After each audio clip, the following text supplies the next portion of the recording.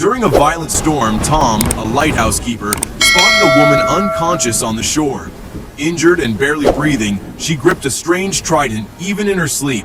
Tom rushed through the wind and rain, carried her into the safety of the lighthouse, unaware that his life was about to change forever. When she woke, fear flashed in her eyes. She raised her trident, ready to strike, but Tom didn't flinch. He calmly reassured her. Easy. You weren't breathing.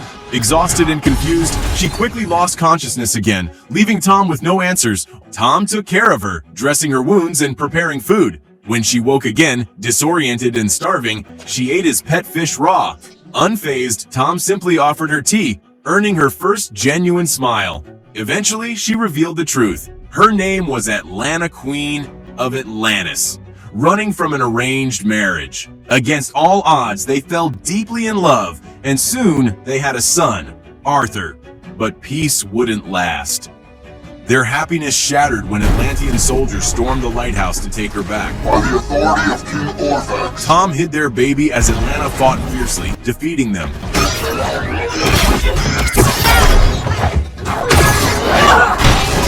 But she knew they'd never stop hunting her.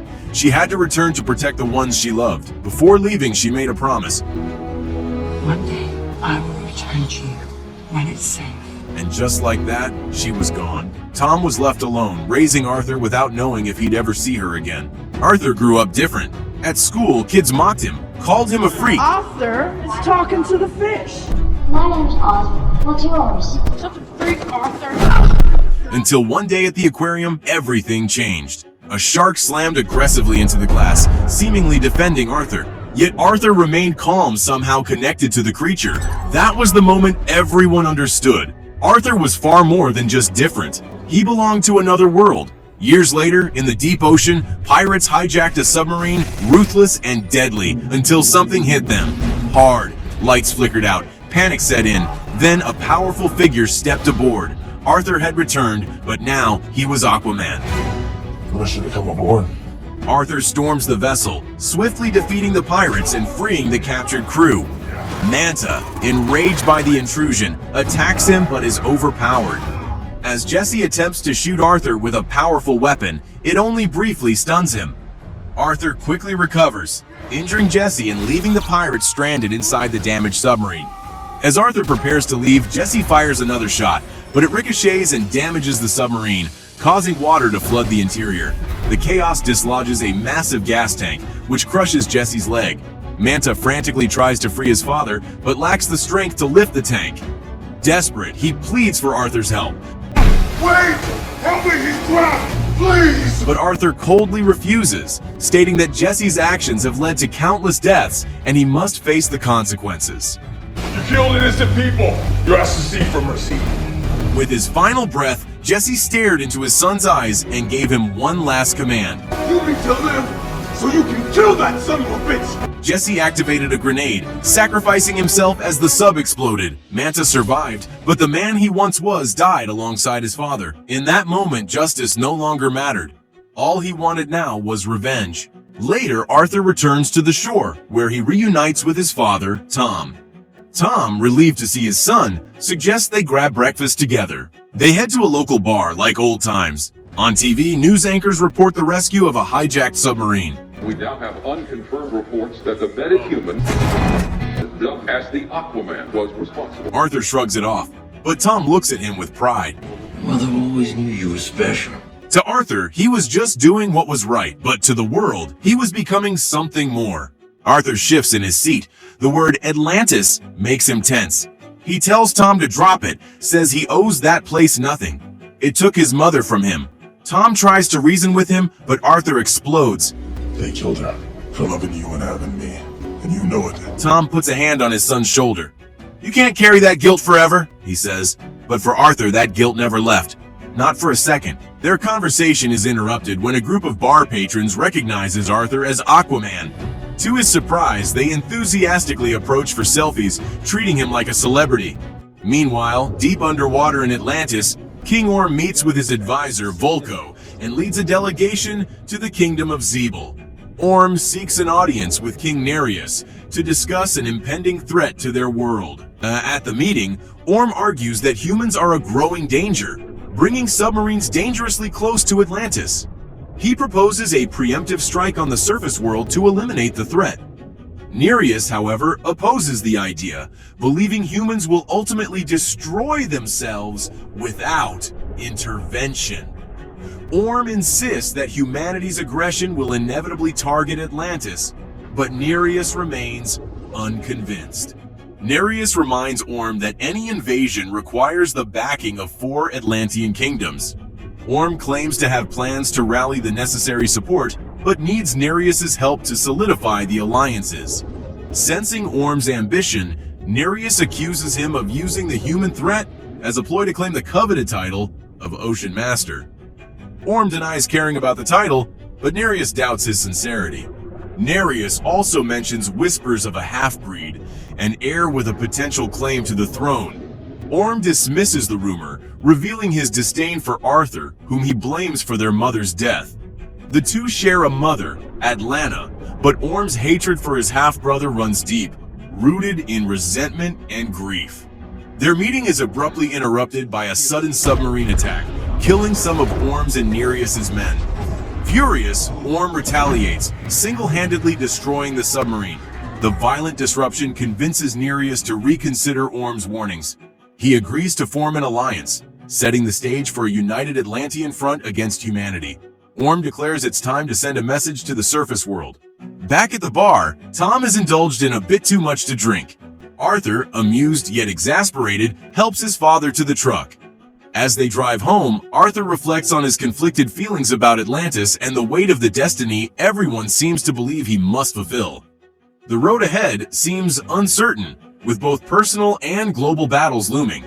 As Arthur prepares to leave the bar with Tom, he encounters a woman named Mira. She urgently tells him he must follow her to Atlantis. Arthur, however, is dismissive, repeating what he had already told Volko, that he has no interest in aiding the people who killed his mother. Mara counters with dire news.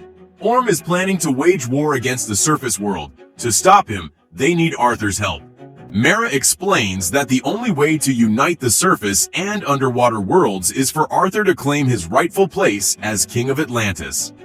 Arthur laughs at the idea, pointing out that Orm would never willingly give up the throne, and that as someone who's never even been to Atlantis, he doubts anyone would recognize him as their leader.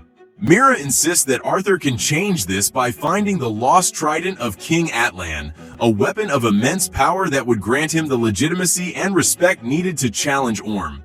She reveals that Volko has uncovered clues to the trident's location and urges Arthur to join her in the search.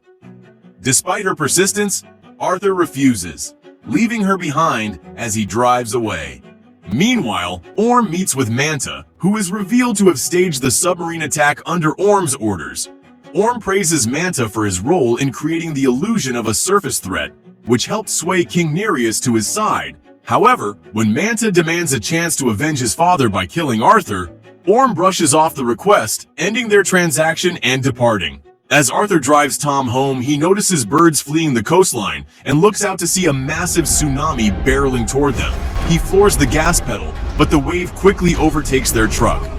Before disaster strikes, Mara appears, using her hydrokinesis to create an air pocket around them. Arthur scrambles to pull Tom from the wrecked vehicle, but his father has passed out. Mira steps in to help, using her powers to revive Tom. As Arthur and Mira take in the devastation caused by the tsunami, she reveals that it's Orm's doing, a warning to the surface world. She warns that worse is coming, as Orm's plans for war are already underway. This time, Arthur reluctantly agrees to follow her to Atlantis. Arriving in Atlantis for the first time, Arthur is struck by the grandeur of the underwater city. Mira leads him to Volko, who is overjoyed to see Arthur finally in Atlantis after years of trying to bring him there. Arthur wastes no time, demanding answers about the attack on the surface. Volko explains that the tsunami is just the beginning, with Orm preparing for a full-scale war. Mira presses Volko on what triggered Orm's aggression. Volko recounts the supposed ambush by a surface submarine during Orm and Nereus's meeting, which pushed Nereus to form an alliance.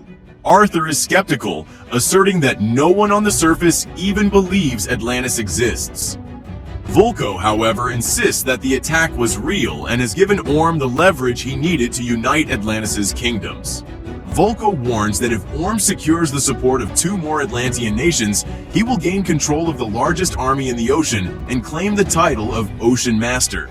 The only way to stop him, Volko says, is for Arthur to challenge Orm and take the throne. Arthur, still resistant, argues that he has no desire to be king. Volko urges him to reconsider, stating that the people will only accept Arthur's rule if he retrieves the legendary trident of King Atlan. Without it, Arthur has no chance of rallying Atlantis to his side. Though conflicted, Arthur begins to realize the weight of the responsibility he cannot ignore. Arthur mentions he already has his mother's trident, but Volko explains the one they seek is no ordinary weapon. It was forged by the finest weapon masters for King Atlan, the first ruler of Atlantis. As Volko recounts its legend, he describes how Atlantis once thrived as the most advanced civilization on the surface before their ambition led to their downfall. A catastrophic experiment sank the kingdom to the ocean floor, forcing its people to adapt to underwater life. Divided by their losses, the Atlanteans splintered into separate kingdoms, and a heartbroken Atlan disappeared into exile with the trident, never to be seen again. Volko presents an ancient recorder, discovered by archaeologists, believed to contain Atlan's final message and the location of the trident. Arthur asks why they can't simply listen to it, but Volko reveals that the device is too old to function without specialized equipment found only in the Deserter Kingdom. Before Arthur can take the recorder, Orm's soldiers ambush the meeting site and blow it apart. Arthur battles the attackers while Mira and Volko retreat to avoid being associated with him. Despite his efforts, Arthur is overpowered and captured, chained and brought before Orm. Arthur sees his half-brother's disdain and conflicted emotions. Orm, surprised by Arthur's presence in Atlantis, admits he's uncertain what punishment fits for someone he has always despised. When Orm asks if Arthur has come to challenge him for the throne, Arthur declares he is ready to end the war Orm is starting. Orm, pleased, accepts the challenge despite protests from Mira and Volko. Mira points out that Arthur is unprepared for underwater combat, but Orm dismisses her concerns, confident in his ability to teach Arthur a humiliating lesson in front of Atlantis. Orm lays out the stakes. If Arthur wins, Orm will relinquish the throne, but if he loses, Arthur will die. While Arthur prepares for the duel, Volko visits him and chastises him for falling into Orm's trap. Arthur, confident, insists he can win, but Volko warns him that underwater combat is vastly different from fighting on land. The revelation devastated Arthur, who blamed himself for Atlanta's fate. Back in the present, the bitterness of that memory fuels his determination to confront Orm. Meanwhile, Orm presents Mira with a ceremonial bracelet, speaking confidently about his impending victory over Arthur. Mira challenges him, asking whether Atlanta would have wanted her sons to fight each other. Orm deflects her question, his resolve unshaken. He believes defeating Arthur will cement his rule and ensure Atlantis remains strong against the surface world. Mira, however, appears uneasy, torn between her loyalty to Atlantis and her growing realization that Arthur might be the leader they truly need. The stage is set for a confrontation that could determine the fate of both worlds. Mara challenges Orm, pointing out that his actions defy Atlanta's beliefs. Orm dismisses this, claiming their mother was weak and warning Mara not to emulate her. Their conversation is interrupted as Volko arrives with Arthur, prompting Orm to order his advisor to escort Mara, his betrothed, to the royal box. Arthur is stunned by the revelation of Mara's engagement to Orm, but keeps his thoughts to himself. Before the fight begins, Arthur reflects on how he once longed to meet his half-brother to assure him he wasn't alone. Orm, however, expresses reluctance to kill Arthur, offering him one last chance to return to the surface and await Atlantis' inevitable attack. Arthur refuses, leading them both to the battleground, where a crowd of Atlantean citizens gathers to witness the duel. In the royal box, Mira confronts her father, King Nereus, about his support for the war. Nereus defends his stance, blaming the surface dwellers for initiating hostilities. He insists it's time to show them their place. Meanwhile, the duel begins, and although Arthur struggles initially, he manages to land a few strikes on Orm. The tide soon turns, with Orm gaining the upper hand. Just as he's about to deliver a decisive blow, Mera intervenes, trapping Orm in an air pocket. Mera arrives with her ship and urges Arthur to escape with her. They flee Atlantis, but Orm and his soldiers quickly pursue them. Despite Orm's men destroying their ship, Arthur and Mera evade capture by hiding inside the mouth of a massive sea creature, which Arthur communicates with to secure their safety. Believing them dead, Orm and his forces withdraw. Once safe, Mera tells Arthur they must travel to the Sahara Desert to play Atlan's recording in the Deserter Kingdom. On the plane ride there, Mera expresses regret for her actions, feeling she has betrayed her family and people. Arthur tries to comfort her, joking that at least she won't have to marry Orm. Mera admits the guilt still weighs heavily, but Arthur reassures her that she did the right thing. Their tracker soon pinpoints the location of the Deserter Kingdom, and they parachute from the plane. Meanwhile, Orm's men discover Mera's bracelet still transmitting a signal from the desert. Though Nereus demands his daughter be brought back unharmed, Orm reluctantly agrees to spare her life to preserve their alliance. Elsewhere, Orm meets with Manta, handing him a powerful weapon and assigning him to hunt down Arthur and Mera. Orm promises a substantial reward for success, but Manta only cares about avenging his father. Orm also dispatches his elite soldiers to assist Manta in the mission, ensuring every resource is used to track them down. As Mera and Arthur search for the entrance to the Deserter Kingdom, their progress is slow. Frustrated, Arthur complains about the harshness of the desert, calling it a wasteland. Mera counters, saying he should feel at home since it's part of the surface world. Arthur quips that there are far better places than the desert, offering a rare moment of levity amidst their dire mission. Despite the tension and their contrasting perspectives, they push forward, determined to uncover the secrets of Atlan's message and secure the trident that could save both Atlantis and the surface from Orm's destructive ambitions. Unbeknownst to them, Manta and Orm's soldiers are closing in, setting the stage for an explosive confrontation. Arthur tells Mera she shouldn't judge the surface world without exploring its entirety, but Mera counters, saying he never tried to understand Atlantis before hating it. Their debate is interrupted as they finally discover the entrance to the Deserter Kingdom. Within the kingdom's main temple, they uncover proof of King Atlan's trident's existence and find the device needed to play the recording.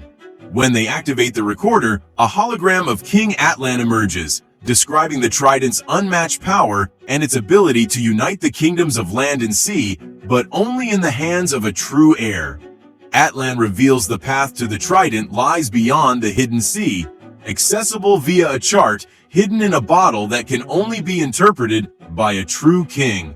As the hologram fades, Mera destroys the recorder to ensure no one else can use it. Before they leave, a bottle emerges from a hidden compartment in the temple floor. Inside is a map pointing them to a location in Italy. Upon arriving, Mera enjoys the lively streets and vibrant beauty of the city, but they quickly focus on their mission. At the marked location, Arthur deduces the bottle must be placed in the hand of a specific statue. Doing so reveals their next destination, in the middle of the ocean. Before they can leave, Manta ambushes them, injuring Arthur with a surprise attack. As Manta pursues Arthur, Mera confronts Orm's soldiers, who announce they're also there to capture her for treason. Mera flees, planning her next move, while Arthur and Manta engage in an intense battle. Manta's advanced suit and weapons give him an edge, but Arthur fights back with determination. During their fight, Arthur demands to know how they were found. Manta reveals that Mera's bracelet contains a tracker. Meanwhile, Mera outmaneuvers the soldiers, killing them one by one. Arthur ultimately defeats Manta, who crashes into jagged rocks before falling into the sea. Exhausted and injured, Arthur collapses as Mera rushes to his side. Arthur warns Mera that her bracelet is tracking them. Realizing this, she smashes the bracelet just as Arthur passes out. Elsewhere in Atlantis, Orm approaches the Kingdom of the Fishermen to recruit their army for his war. King Riku refuses, denouncing the conflict as reckless. Furious, Orm kills Riku and forces his heir to prepare their army, leaving only one kingdom left before Orm can lead a full-scale assault on the surface. Arthur awakens aboard a small boat, groggy but alive. He sees Mera playing a flute and learns she stole the boat to follow the charted path. their destination, the Kingdom of the Trench, the place where Atlanta was supposedly executed. Mera warns Arthur that the Trench is now known as a realm of death, filled with unknown horrors that await anyone who dares to enter. Though the danger is great, Arthur steels himself, determined to uncover the truth about his mother's fate and retrieve Atlan's trident. Together, he and Mera brace for what lies ahead, knowing their journey will only grow more perilous as they draw closer to their ultimate goal. Arthur, shaken by the dangers ahead, suggests turning back to warn the surface dwellers of the impending war. He doubts his ability to become king. Mera counters, expressing her unwavering belief in him and urging him to realize he's the one destined to unite the worlds, above and below. As they approach their destination, a horde of monstrous creatures known as the Trench ambushes them. Mera and Arthur struggle to fend off the relentless attackers. Desperate, they use flares to repel the creatures and dive into the water in search of the portal leading to the hidden sea. When they finally locate it, Mera warns they cannot pass through together, but Arthur refuses to leave her behind. Holding her hand, he attempts to cross, but the portal's energy violently separates them. Mera loses consciousness and drifts toward the hidden sea, where she's nearly devoured by creatures before being rescued by an unknown figure. Mera wakes on the shore of the hidden sea, where her savior removes their helmet to reveal their identity. Atlanta, Arthur's mother. Stunned, Mera watches as Arthur arrives, equally shocked to see his mother alive.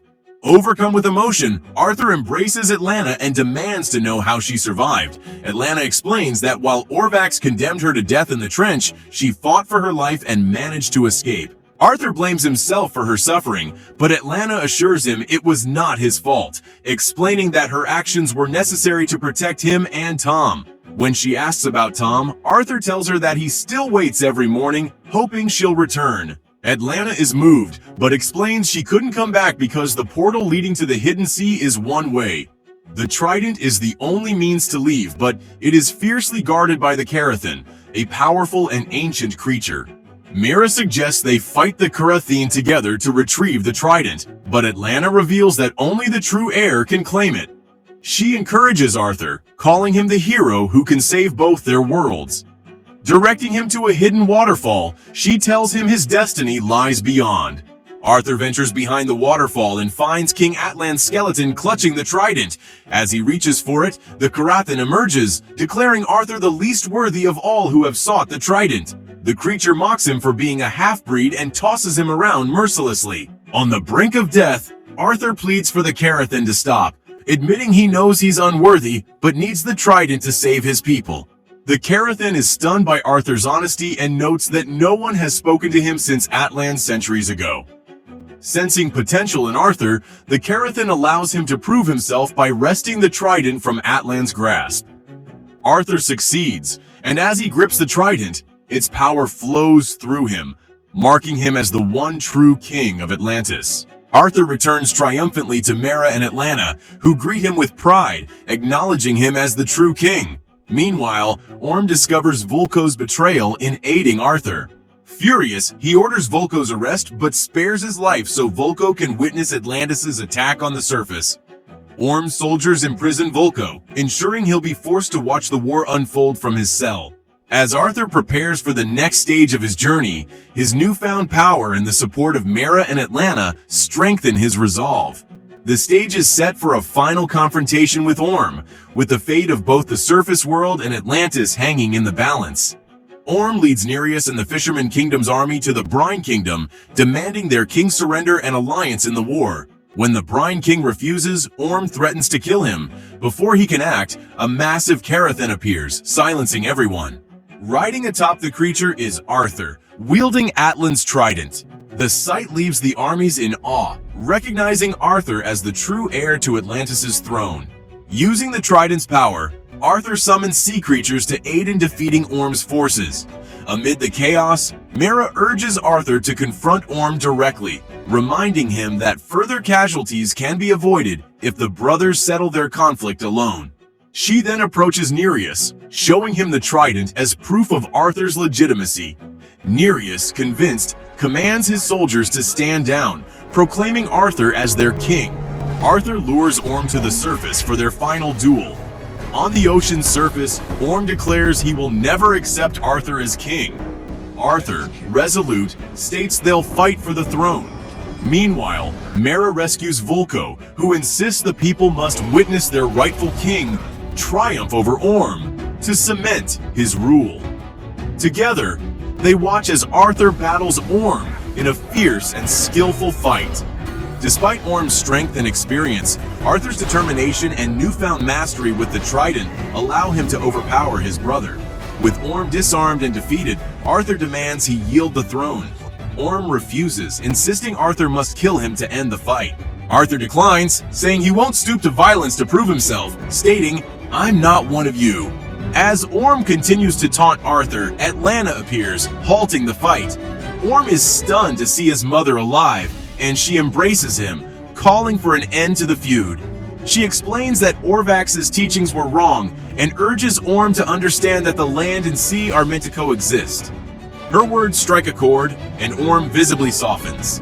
Volko arrives to take Orm into custody, ensuring his imprisonment rather than execution. Mera publicly announces Arthur as the new king of Atlantis. The gathered armies erupt in celebration, chanting Arthur's name as he rallies them with a declaration of unity. The next morning, Tom walks to the docks, as he has every day since Atlanta left. To his amazement, he finds her waiting for him.